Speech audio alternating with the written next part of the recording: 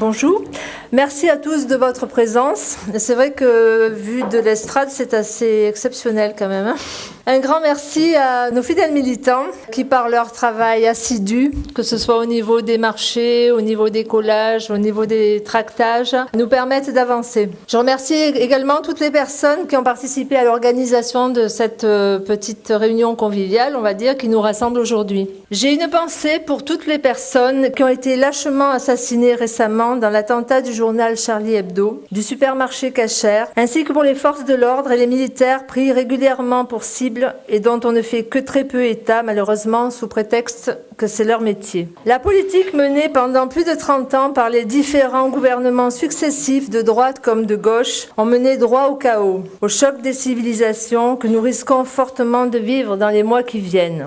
Nos politiciens ont créé des monstres qu'ils ne peuvent plus contrôler. Pour ma part, je pense qu'il y a des zones d'ombre, des choses que l'on nous cache probablement, mais en tout cas, le gouvernement a su tirer profit de ces crimes pour faire de la récupération politique, et ça, c'est déplorable. Élise Lucet, récemment sur France 2, disait à propos du terrorisme islamiste, « Ce sont des choses que l'on n'a pas voulu voir ou pas voulu entendre. Depuis de nombreuses années, le Front National avertissait, mais personne ne voulait écouter. Il n'est pas pire aveugle que celui qui ne veut pas voir. Les faits, malheureusement, nous ont donné raison. Les élections départementales nous permettront, je l'espère de tout cœur, de pouvoir faire avancer nos idées. Je suis fière d'avoir été choisie comme binôme par mon cadre et ami Frédéric Boccaletti. Je m'engage d'ailleurs à honorer la confiance qui m'a été accordée. Sénoise d'adoption depuis mai 81, j'ai adhéré au Front National en octobre 2010 et j'ai immédiatement fait mes classes à Sifour, en compagnie de Frédéric Boccaletti, Laurent Lopez,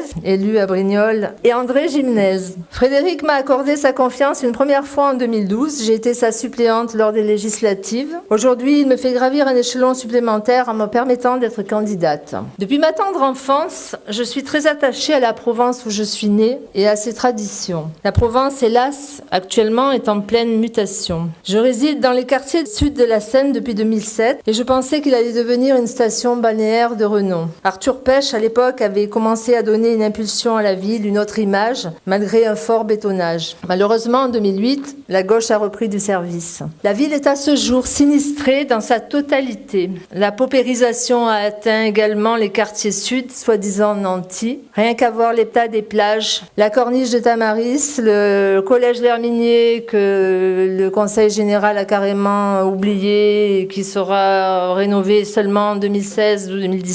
Un Sénois disait récemment dans Var Matin, la Seine, c'est les initiales de la solidarité. Pour ma part, je pense que l'on a assez donné. La solidarité, c'est dans les deux sens. Aussi, lorsque Frédéric m'a demandé d'être candidate, je n'ai pas hésité. Soit je défendais les intérêts de mon quartier et de mon canton, soit je déménageais. J'ai fait un choix, celui de rester, dans le but de pouvoir participer au changement. Si je m'investis aujourd'hui dans la politique, ce n'est pas pour en faire un métier. C'est pour venir en aide à tous ceux qui, comme moi, sont dans l'attente d'un avenir meilleur pour eux et aussi pour leurs enfants ou leurs petits-enfants, afin qu'ils ne puissent pas dire un jour « Pourquoi n'as-tu rien fait ?» J'ai la réputation d'être battante. Je suis prête à retrousser les manches pour que la deuxième ville du Var ne soit plus la laissée pour compte et aussi pour qu'elle retrouve son aspect provençal qui me tient tant à cœur. Le seul objectif de l'UMP et du PS pour cette élection, c'est de combattre le FN, c'est dire comme ils s'intéressent à leur administrer. Qu'ils vaillent à tout prix nous empêcher d'arriver aux affaires, c'est que les dossiers doivent être lourds et je pense que nous ne sommes pas au bout de nos surprises. Ils se réveillent tous au moment des élections, le reste du temps c'est la grande muette. Ce sont des professionnels de la politique qui défendent leurs intérêts mais pas les vôtres. Le département a un taux d'endettement et un taux de chômage record. Les citoyens croulent sous les impôts, mais gauche et droite sont toujours d'accord. En fait, ils se battent pour les élections mais sont bien copains le reste du temps et c'est ce copinage qu'il faut arrêter. Je souhaite de tout cœur que notre parti remporte la majorité des sièges du Conseil général afin de nous permettre de contrôler cet organisme tant convoité par l'UMPS et de faire appliquer les lois de façon plus équitable, entre autres sur le contrôle de l'attribution des aides. D'abord, permettez-moi de vous remercier à tous d'être présents aussi nombreux aujourd'hui. Je ne vous cache pas que nous n'attendions pas autant de participants. Merci aussi également aux militants qui, depuis ce matin, sont sur le terrain afin que cette manifestation soit aussi bien organisée. Merci encore une fois à eux. Recevoir le sénateur-maire de Marseille, alors le sénateur-maire du 16e secteur, il faut préciser. Recevoir Stéphane parmi nous, et pour nous tous, mais aussi pour moi, un plaisir, un honneur. Merci à toi Stéphane d'avoir pris le temps de venir dans notre département, car je te sais très occupé. Je souhaite à chacun de vous, ainsi qu'à vos proches, une excellente année. Mais au-delà de nos préoccupations personnelles, j'ai également une pensée émue pour notre pays qui traverse des heures difficiles. Je tiens d'abord à exprimer la tristesse et la consternation qui est la nôtre face aux actes barbares qui ont été commis. Par-delà l'émotion qui nous touche à tous, le devoir des responsables politiques est de maintenant d'analyser ces attentats et d'en tirer les conclusions qui s'imposent. Après le recueillement, il est temps que les choses soient dites. Ces actes ignobles sont le résultat de l'action de groupes infiltrés sur le territoire national, dont le plus grand public ignore tout. Ils sont pourtant en mesure de frapper de façon spectaculaire en plein Paris. Ces groupes doivent être nommés. Ils se réclament du fondamentalisme islamique. Cette idéologie de fous arriérés, échappée du Moyen-Âge, gagne chaque jour du terrain et engendre des milliers de morts au travers de massacres en divers points du monde. Ces barbares viennent de démontrer avec fracas, aux yeux de tous, que nous sommes désormais la cible du terrorisme islamique. Malgré les avertissements lancés durant plusieurs décennies par le Front National et Jean-Marie Le Pen, sur le risque de voir cette idéologie meurtrière s'implanter sur notre sol, par la voie d'une immigration massive et d'une mondialisation incontrôlée. Nous voici parvenus au moment de vérité. Ces actes terroristes appellent une seule réponse, non pas la peur, qui ne ferait que renforcer nos ennemis, mais la détermination à les combattre. Tout d'abord, en acceptant de regarder les choses en face. Ensuite, en mettant en œuvre la politique de maîtrise de notre territoire que le Front National réclame depuis bien longtemps et qui prend hélas aujourd'hui tout son sens. J'ai participé à plusieurs rassemblements pour rendre hommage aux victimes. Je ne vous cache pas mon malaise de voir certaines personnalités défiler, notamment à Paris. Alors que l'on a évincé Marine Le Pen de cette manifestation, les responsables politiques de l'UMP et du PS n'ont pas hésité à s'afficher au bras de certains dirigeants de pays étrangers qui, nous le savons, soutiennent des actes abjects. Certains financent et forment des responsables de l'État islamique. D'autres se fichent de la liberté d'expression, n'hésitent pas à censurer, emprisonner et même tuer des journalistes. Oui, je vous le dis très clairement, à mes yeux, c'était le bal des faux culs. Que penser aussi lorsque l'on voit certains responsables politiques français manifester, alors que ce sont leurs choix politiques qui nous ont conduits dans cette situation. Il a été évoqué par un journaliste de BFM, dimanche après-midi pendant la grande manifestation, que depuis la libération de notre pays, n'avait jamais vu autant de Français dans la rue. Considérant ce parallèle, excusez-moi de vous livrer le fond de ma pensée, ce que j'ai ressenti sur le moment. Nous savons tous qu'à la libération, un grand nombre de collaborateurs n'ont pas hésité à se faire passer pour des résistants. J'ai ressenti un profond écœurement en me disant, aujourd'hui aussi, il y a un certain nombre de collaborateurs qui défilent. Rappelez-vous, c'est pas si loin. En 2010, j'étais directeur de campagne de Jean-Marie Le Pen pour les élections régionales. Nous avions publié une affiche qui s'appelait « Non à l'islamisme ». Nous avons été insultés, menacés, traînés devant les tribunaux à Marseille, condamnés en première instance. Malheureusement, 2015 démontre qu'une nouvelle fois nous avions raison. J'accuse les gouvernements et les parlementaires de droite et de gauche d'être responsables de ce qui s'est passé. Ils ont laissé faire. Certains par idéologie, d'autres par manque de courage. L'idéologie c'est la gauche, le manque de courage c'est l'UMP. Aujourd'hui, ils doivent rendre des comptes au peuple de France. Ces hommes et ces femmes politiques irresponsables de l'UMPS ont préféré acheter la paix sociale au travers d'une prétendue politique de la ville, laissant prospérer des racailles qui pour certains sont devenus des terroristes islamistes. Les mêmes ont réduit de 13 000 les effectifs des forces de l'ordre, alors que l'insécurité n'a jamais cessé d'augmenter. Les mêmes ont soutenu une politique immigrationniste totalement incontrôlée. Les mêmes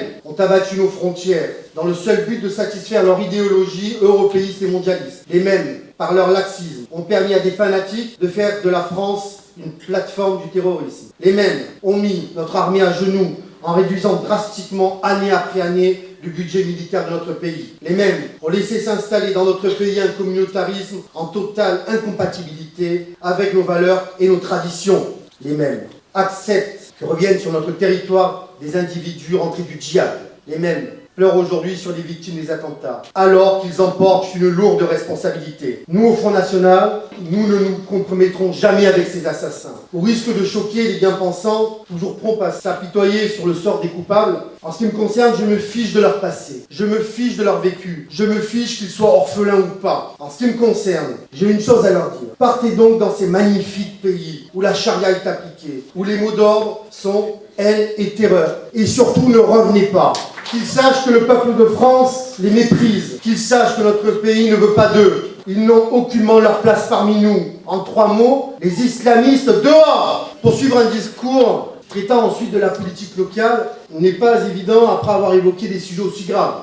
Mais je me dois, en tant que candidat, d'évoquer ce qui se passe dans notre département. Le Var est donc dirigé depuis près de 30 ans par les mêmes. Ceux qui se revendiquaient jadis du RPR et aujourd'hui de l'UMP. Ces derniers, indécrottables donneurs de leçons, m'ont démontré que leur incompétence. La situation du Var est à cet égard révélatrice. Je vais donc vous brosser un tableau réaliste de la situation de notre département. Car contrairement à nos adversaires de l'UMPS, au Front National, nous avons le courage de dire et surtout nous avons la volonté de faire. Cela peut se voir dans les communes que nous avons conquises récemment. Nous devons redonner un sens à la politique sociale en faveur des personnes âgées, des personnes handicapées, des personnes en difficulté, de l'enfance et de la famille. Les aides sociales doivent être plus justes pour les cas de réelle détresse et supprimées pour ceux qui abusent de notre système social. Il est important d'évoquer le rapport du Conseil général de performance 2013. Il y apparaît en effet qu'entre décembre 2011 et décembre 2013, le nombre de bénéficiaires du RSA s'est accru de 18,73%,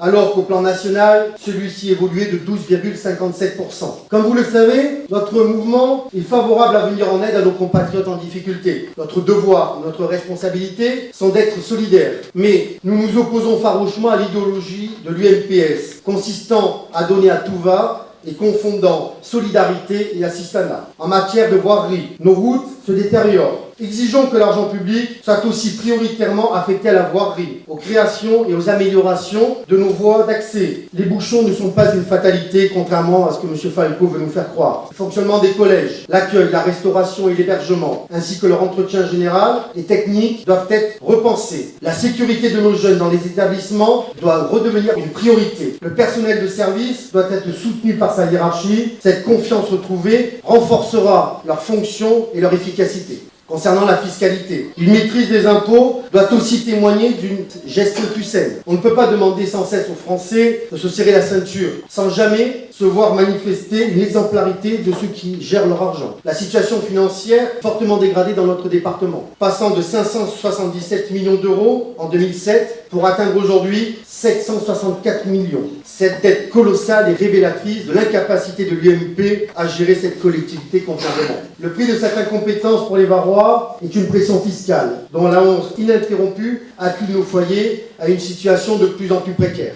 Tandis que chacun paye toujours plus et que le pouvoir d'achat ne cesse de reculer, la situation économique locale se dégrade toujours davantage. En matière de culture, le département est responsable de nombreux musées, bibliothèques et archives départementales. Le Conseil général est un acteur majeur de la vie culturelle du département. Avec nous, retrouvons notre enracinement, réaffirmons nos traditions et refusons les revendications communautaristes. Le tourisme, aucune réelle politique du tourisme n'est mise en place par le Conseil général du Var. Et pourtant, nous avons la chance et le privilège de vivre dans le plus beau département de France. Les atouts du Var ne sont aucunement mis en avant par le Conseil général. Il est urgent d'agir et de soutenir nos entreprises, car dans ce domaine, il y a un nombre incalculable d'emplois qui peuvent être créés. La jeunesse. Pire, notre jeunesse est l'enfant pauvre de notre département. Aucune politique volontariste n'est menée à son profit. Pour s'en convaincre, il suffit de considérer le nombre de jeunes au chômage, plus de 20%.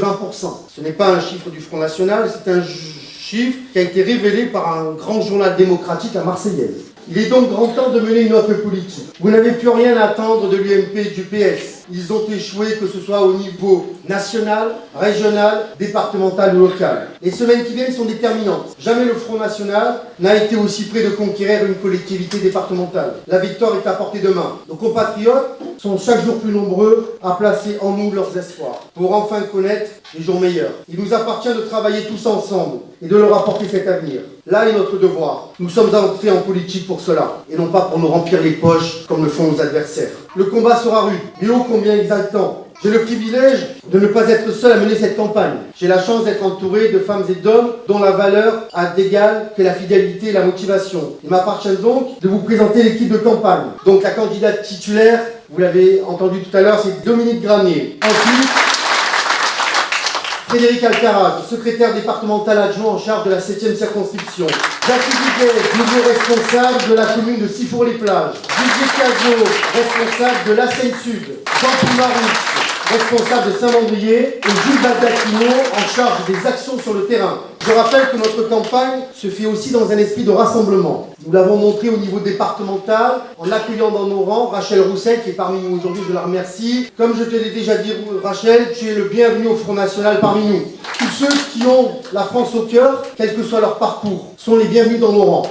Seuls doivent nous unir l'amour de notre pays et la volonté farouche de le défendre avec le Front National et le Rassemblement Bleu Marine. Plus localement, je tiens à remercier Alain Chaparro, ancien adjoint au maire d'Arthur Pêche, d'être à nos côtés aujourd'hui. Et comme beaucoup de nos compatriotes, il a fait le choix de rejoindre le Front National. En ces temps difficiles pour notre pays, il est de la responsabilité de chacun de se mobiliser. Nous avons besoin de vous. Si vous souhaitez la réussite du Front National pour ces prochaines échéances, c'est maintenant qu'il faut agir. Sans vous, nous échouerons. Si nous comptons parmi nous des militants fidèles et motivés, il vous appartient désormais d'en renforcer le nombre. Nous devons aller tous ensemble sur les marchés à la rencontre de nos concitoyens, donner des tracts ou les déposer dans les boîtes aux lettres. Cela n'est pas un gros sacrifice, juste quelques heures à accorder pour votre pays. Ce n'est pas grand-chose, mais c'est capital. En d'autres temps, nos aïeux n'ont-ils pas fait le sacrifice de leur vie? À la lueur sombre des récents événements, il est de votre devoir, de votre responsabilité, de donner un réel avenir à notre pays, à nos enfants. Vous ne devez plus assister passivement à la déchéance de la France. Vous devez devenir des acteurs de son redressement. Car à l'avenir, il sera plus facile de dire fièrement à ses enfants et petits-enfants, dans un pays redressé, j'en étais, plutôt que d'affirmer piteusement, dans une nation effondrée, si j'avais su. Et pour ceux qui doutent encore ou cherchent des excuses, je réponds, impossible n'est pas français. En conclusion, ensemble, tous ensemble, nous réussirons.